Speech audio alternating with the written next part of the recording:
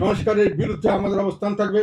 আমরা না ভোট দিব এবং আমরা জনগণকে না ভোট দেওয়ার জন্য উদ্বুদ্ধ করব, দেশের স্বার্থে, জনগণের স্বার্থে।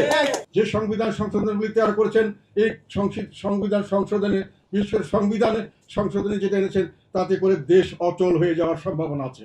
আমাদের দেশে ওনারা স্বৈরাচার বন্ধ করার নামে সংবিধানে যে সংশোধনগুলি করেছেন, সেখানে চিফ এক্সিকিউটিভ বা যারা প্রধান নির্বাহী বা প্রাইম মিনিস্টার, তাকে কোনো রকম ক্ষমতাই দেওয়া হয়নি।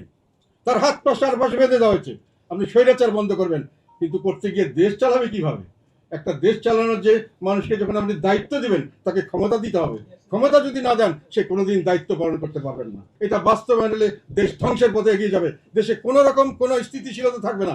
একটি সরকার 3-4-5 দিনের মধ্যে সরকার পরিবর্তন হবে, কোনো আইন সঠিকভাবে পাশ করতে পারবে না। সংস্কারের বিরুদ্ধে আমাদের অবস্থান থাকবে। আমরা না ভোট দিব এবং আমরা জনগণকে না ভোট দেওয়ার জন্য উদ্বুদ্ধ করব, দেশের স্বার্থে, জনগণের স্বার্থে। এটাতে আমরা মনে করি যে এটা সংবিধান বিরুদ্ধ এবং ওরা সম্পদ ভঙ্গ করছেন এবং এটাতে সাধারণভাবে সাধারণ মানুষ ক্ষতিগ্রস্ত হবে, দেশ অচল হয়ে যাবে, দেশের কোনো স্থিতিশীলতা থাকবে না, রাজনৈতিক স্থিতিশীলতা ধ্বংস হবে এবং দেশ ধ্বংসের পথে এগিয়ে যাবে। কাজে আমরা মনে করি দেশের স্বার্থে, জনগণের স্বার্থে এবং আইনের শাসনের স্বার্থে আমরা বিশ্বাস করি যে এই গণভোটকে আমাদের সকলকে প্রত্যাখ্যান করা উচিত, না ভোট দেওয়া উচিত এবং এই গণভোট প্রতিষ্ঠিত না হোক, সেটাই আমরা চাই, আমরা দাবি করি।